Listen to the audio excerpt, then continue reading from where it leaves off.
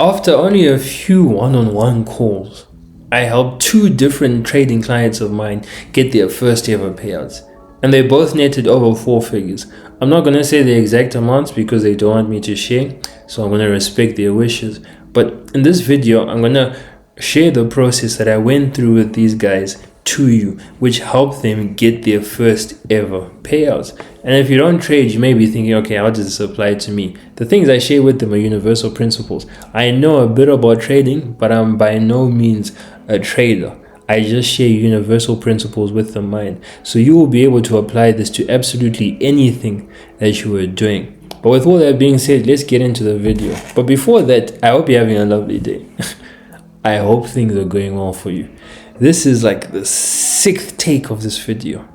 And I know I said I wanted to do videos in one take, and this video is going to be in one take. All the stuttering is going to be included, all the changes, all of that. But with all that being said, now let us go into the video. The very first thing we did is to find out where they currently were. See, a common mistake that many people make, that you may be making, is you want to go somewhere without knowing where you currently are and what where you are entails. Imagine if you knew, okay, I want to go to New York, but you have absolutely no direction, or you have no idea of where you are right now. How would you be able to get to New York? You could stumble your way to New York, but you may go around the world, narrowly missing New York because you had no idea where you were in the beginning. Now, this is the same thing that I explained to my clients, and we had to first find where they currently were and their current self-concept. And through that, we saw that both of them had these patterns. See, one of them, it was consistency. So for some reason, when things were just about to get right, they would lock in, and you could see that they were about to get the result. They would stop being consistent. And the other one was a lack of discipline in terms of trading. So they'll start revenge trading. They'll start making stupid trades that they know are not a part of their strategy. And that was their way of sabotaging. What you need to recognize is that both these things are attempts by your subconscious mind to self-sabotage. And essentially what self-sabotage is restoring the equilibrium. Self-sabotage happens when you are going to a place that you are not accustomed to going to, when you are about to receive a result that you don't normally get and you aren't comfortable with that. So you self-sabotage, and it normally happens unconsciously. But for these people, they had done it enough times that they knew exactly what their method of self-sabotaging was. So for one of them, it was a lack of consistency, like they'll just stop doing the things that they were doing. And for the other, it was undisciplined trading, not following their strategy, just doing crazy things, to be honest. Like, even when he explained it to me, I'm like, dude, what are you doing? You make 4 trades in one day when the strategy says you make 1 trade. Now, I'm actually looking at notes. I'm not even going to be shy about it, because there are things that I want to talk about. So after that, we looked at the subconscious associations that they had. So what I want you to understand is that your brain, your mind, makes subconscious associations. So right now, in your mind, what is money to you? To you, money is currency. Money means having a good life when you think about it consciously. But to your mind, money could be association. Now, I didn't get into the subconscious associations that they had with money, but I got to the subconscious associations and identity that they held. Right? So for one of the clients, it was a thing where during school he wasn't typically the best. So he didn't typically succeed. But it's not because he couldn't succeed. He's honestly one of the smartest people I know. But it's more so because he just didn't care. But throughout not caring, it would be certain things that would happen. Like, he wouldn't do well on a test, he wouldn't study, the results would be bad, and people would say certain things and you get a certain perception of himself. So he had subconsciously associated him trying or him engaging in a certain endeavor to it's not working, and it not working in a spectacular way, right? It was never like, oh, he just narrowly missed. It was always in a spectacular way. And the thing is, that manifested in his trading. Things wouldn't not work out in just, he just missed it by the skin of his teeth. It would be a spectacular way. Make 10 trades in one day, and you start thinking, like, what is going on here? What is going on here? Sorry. So we found that pattern, and we found that the root of the pattern was a past or current perception of himself, current that he held, that doesn't typically succeed in the things that he wants to do. But I know him, I've grown up with him, and I knew that he succeeded in many of the things that he wanted to do.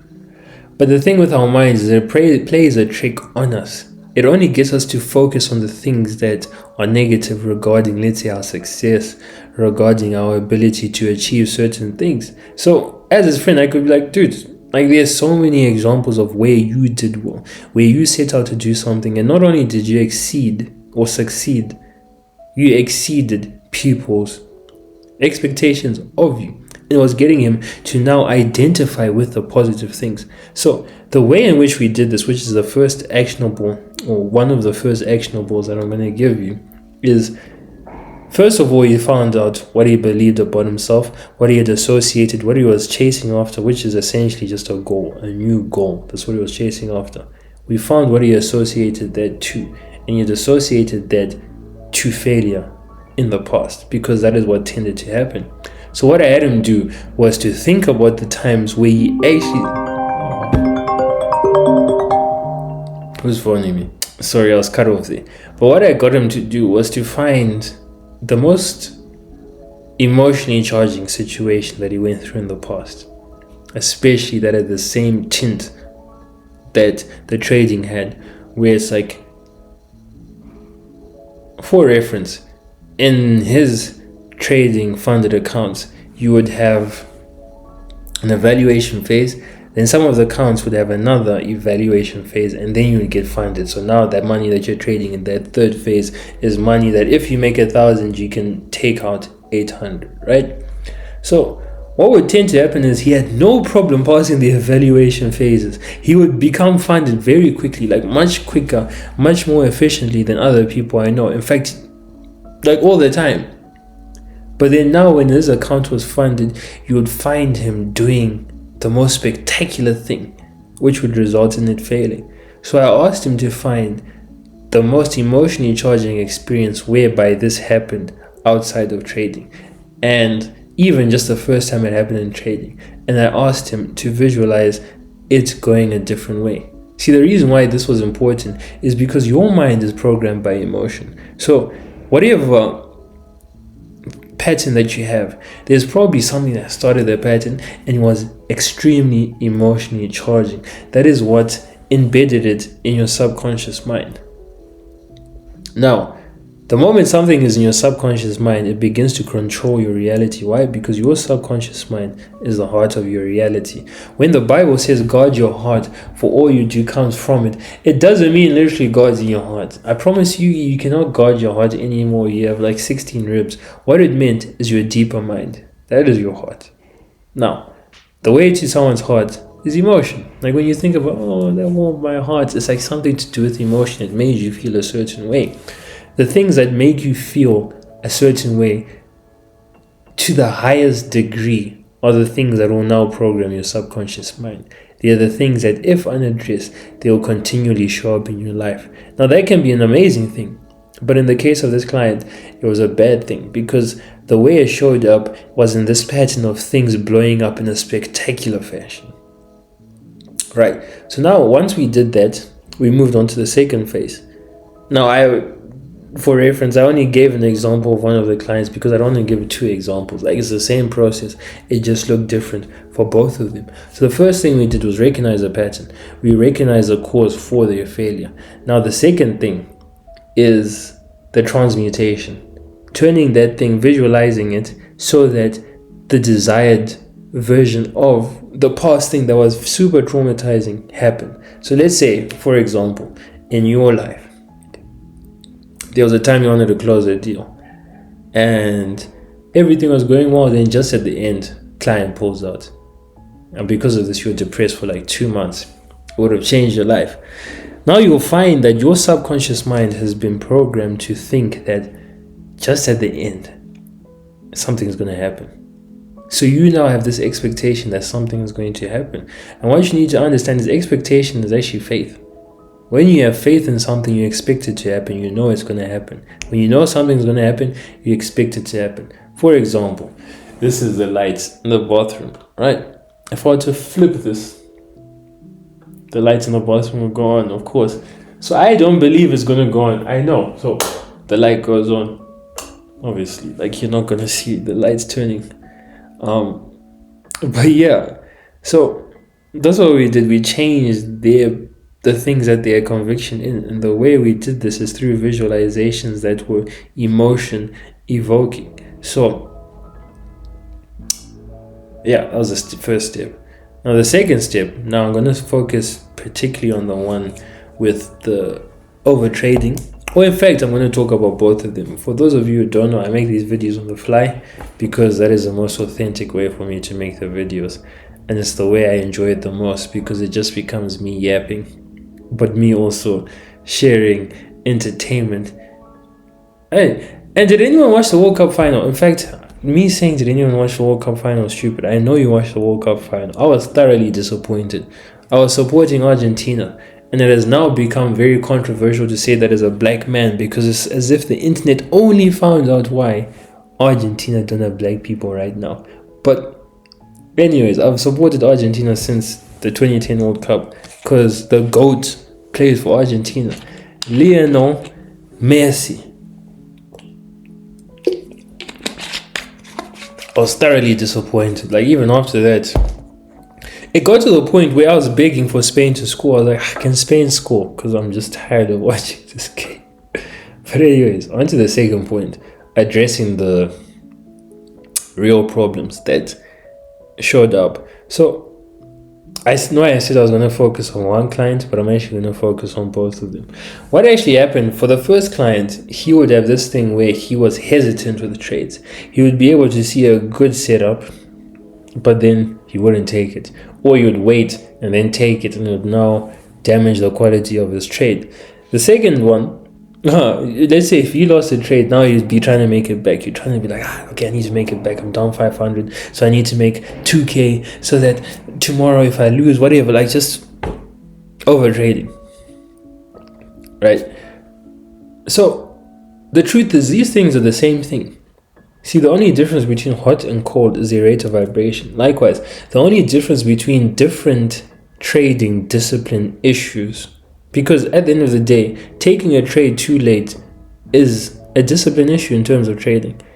Taking too many trades that aren't there is also a discipline issue, because they're both not a part of your strategy. It is not in your strategy to see a winning setup and just wait and be like, it might not be, and over deliberate. So what I got them to do was to realize, number one, that perception is reality. And the way I showed them this is I communicated the idea that a win and loss are the same, especially in trading. Because when you look at trading, you are not going to win every single trade. Even the best strategy has losses, right? So the best strategy may have an 80% win record. So it means that 20% of the time you are going to lose. It is a part of the plan for you to lose 20% of the time. Now the problem is that a lot of the times when people are trading, they don't look at things from a spiritual bird's eye view. They look at each event as its own singular thing. So let's say someone will lose a trade and they see minus 500.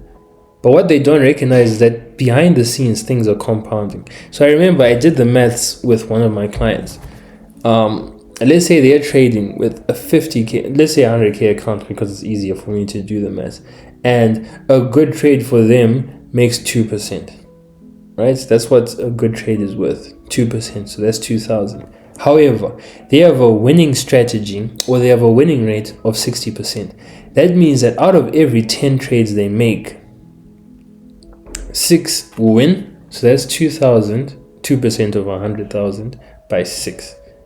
Now, so that means they're going to lose 4 trades. That means, and let's say they lose a bad trade, they lose 1%. So you're going to they've lost 1% on 4 trades of 100. So they lose 4,000. That means over 10 trades, they have gained 8,000. Right? Now, looking at it from an individual point of view, each trade is whatever. Oh, I made 2,000 today. Oh, I lost 1,000. Oh, I made 2,000. Oh, I lost 1,000. You get so invested in what is happening today that you forget that what you are doing is part of a bigger picture. So let's say in the case of trading, you have made over 10 trades, you'll make 8,000. That means that each trade that follows your strategy correctly is actually worth $800. Even when you follow your strategy and you lose, you have still made money. Right? People think that for you to make money, you have to see it right now and right there. But you need to realize that there's a spiritual world. There's a world of the unseen. When you follow your strategy, it means that you have made money for a future version of yourself. But see, in the spiritual realm, there is no concept of time. See, God is the same today as he was tomorrow. See, to God, 1,000 years is like one day. And one day is like 1,000 years or 1,000 days. And essentially what that communicates is beyond the physical plane, there is no concept of time. So beyond this physical plane, you placing a trade means that a future version of yourself has made money. But the funny thing is that future version of yourself is now. Where we mess up is when we follow our strategy and we lose the trade. We now emotionally invest in the fact that we have lost the trade, and that emotion serves to program our subconscious mind. So you're programming your subconscious mind with an emotion of loss. Now that your subconscious mind is programmed with loss, it has no option but to manifest in your life. And that's where it becomes sinister. However, when you view a win and loss as the same, of which they are the same, the only difference between a win and loss is this rate of vibration. See, someone can start crying from a win, but someone can also start crying from a loss. They're the same thing. Only difference, their rate of vibration. Now, what you also need to understand is your perception is reality. So, what happens with your perception is creates this perception projection loop. So, the perception you have of something determines what you are going to see from that thing, and what you see from that thing determines the perception you're going to have, and then it creates real things, real tangible things in your life. This is shown in the Bible. I think it's Numbers 13 or Numbers 33, whatever. There's this story where there was this army and they were giants, and the army was the smaller. So they said, we were grasshoppers in our eyes, therefore they saw us as grasshoppers, implying that the perception they had of themselves determined the projection that they were giving off, and also now the perception that other people had of them, which determined the projection that the other people were going to get. So it created this loop of perception, projection, perception, projection. Now, when you view a win and loss as the same, you now realize that you can only win when you trade. And it's shown by the thing that I just did, the exercise where you calculated, okay, if I take 10 trades, what is the average amount of money that I'm going to make on a trade? And the average amount would be whatever. For you, it may be 500, whatever. For you, it may be a sales call, right? You may close 1 out of 5 sales calls, but each time you close a sales call, you get 10,000 or you get 5,000. That means each sales call is worth 1,000. So the fact that you went on a sales call means that you made 1,000. You need to look at things from a spiritual bird's eye view. So now, when they were looking at their trades from the spiritual bird's eye view, it actually killed all fear, because they were able to identify with the fact that, oh, I've made 800 by taking this trade. I may not have it in my bank account now, but a future version of myself is $800 richer. And see, this doesn't account for compounding, because as you grow your account, 1%, 2% is going to be more and more and more. So that 8,000 I showed you, over 100 trades, you're not going to get 800,000, right? You're actually going to get something like 1.3 million. It's going to compound over time. See, the true win in everything is doing what you know you need to do, and that is following your strategy. Now, in a non-trading aspect, the true win will be performing the actions with the right state of consciousness that you need. Because at the end of the day, it is the change in state of consciousness that resulted in these payouts. Because they've been trading for years. One's been trading for just over a year. The other one's been trading for years. They know what they're doing, right? They know the ins and outs of trading. They know when to enter. They know all the patterns, whatever. They know their strategy, but they weren't getting payouts. But there were other people who had traded for far less time than them who were getting payouts quite regularly. See, once you change your perception about what is going on, once you change your perception about what a win is, what a loss is, you actually change the projection that you receive in life. All right. So after this, after they were able to view a win and loss as the same, we moved on to the last step. And what the last step was getting them to realize that they already had it. The truth is, you already have everything that you want to have, because what you truly want is an emotional state, and you believe that that thing is going to bring you an emotional state. So you seek that thing in the external world so that you can get that emotional state, without recognizing that if you had that emotional state, you would naturally get those things that you want in the external world. You see, the most loving people get into extremely loving relationships. The most secure people get into relationships with secure people. The people who are internally wealthy oftentimes end up building businesses or just getting into careers where they actually become externally wealthy. Right? You need to realize that you already have it. Now, because these guys have been trading for a while and they saw people getting payouts around them, it created this distance like, okay, why can't I get this payout? What that did is it put getting a payout on a pedestal for these guys. Now, what you need to understand is the moment you put something on a pedestal, you're not going to have it, because you're creating this energetic distance from it, right? And the thing is, like I said, beyond the physical plane, there's no conception of time. So when you say, I'm going to get a payout, you're not going to get it. And the reason why you're saying I'm going to get a payout is because you just put it so far there and you're just glorifying this thing. You're like, oh, payout, oh, holy payout, may thy payout visit me and bless me with money. It's like, dude, you need to realize that you already have it. And how I got them to realize that they already had it was them to visualize them getting a payout, what it would feel like, what they would do, and feel that emotion, truly feel that emotion, and carry it into their days. See, one of my clients, he did it before he traded. Or he said he was going to. I actually don't know if he did it, like, honestly speaking. But the proof is in the pudding. He ended up getting a payout, one of them after our first call, like quite literally a week after our first call. And the other, I think I did 3 calls with him. Then he got his payout a month, 6 weeks later. So, what you need to realize is you can have all that you want to have if you first give it to yourself. You can have a payout if you first give it to yourself internally and operate from that zone, because you need to realize that the internal leads to the external, as above, as below, as within, as without. If you have the payout within, if you have already achieved your goal within, you are going to achieve it without. And a simple way that I've done this in my life is with golf. For those of you who don't know, of course, none of you know. None of you have played golf with me. So I have a slice, like a chronic slice. Like whenever I hit a tee or a drive, slice. And half of the time it goes out of bounds. So what I decided to do last time I played golf, or actually the last few times, is I decided to visualize what it is I wanted. The perfect shot. For me, it's like a slide draw.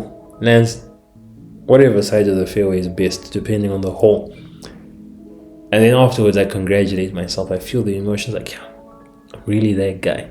And then I take those emotions, bask in it for like a few seconds, and I go up and I swing. And the weirdest thing happened. Without practicing how to hit a draw, I started hitting a draw. Simply because of the mental picture I held, I hit a draw. Now the same thing happened with these traders. Because of the mental picture they held, the payout was inevitable. Just like for me, hitting the draw was inevitable. See, you need to already have that which you want to have. Because once you already have it, you're going to have it in all 3 planes. You're going to have it spiritually, mentally, physically. You need to realize that The physical plane isn't the causal plane. It is actually the mental plane. The mental plane, where we think, where we come up with a vision, is where things are created ultimately. Right? And you see this even with the Holy Trinity in the Bible, that the three versions or the three aspects of the Trinity represents the three aspects of reality. There's God the Father, that is the mental realm, or the mental manifestation of God. There's God the Son, which is obviously the physical manifestation of God. And then there's God the Spirit, which is the spiritual manifestation of God. See, Jesus himself, the physical manifestation of God, said that it is not I who do these things, but the Father that is within me. So implying that is the mental manifestation of God that is doing all the work, and it is just the physical version is just what's the word? It's just a vessel, yes, a vessel for the mental to work. And the same goes in your life. Your life, what you are seeing physically, first existed on the mental plane. And once you can change what is existing mentally in your life, you are going to change downstream what is existing physically. So that is essentially what they did when they were visualizing themselves getting the payout, what they would do with their money. That mentally they already had it. Therefore, there was no option but for them to have it physically. And if you want to know most of the work I do, that is it there. Have it mentally, you will soon have it physically. That's how I help people turn lead into gold. That's how I've been turning lead into gold. So, with all that being said, it was a bit of an unstructured video on how I helped 2 trading clients get their first ever payouts. But as I said, the principles are universal. You can apply it to whatever it is you're doing, and I promise you, you will get results. Granted, you do it properly. There's no proper way to do it, just in a way in which you know that you are going to get what it is that you're after. With all that being said, danko.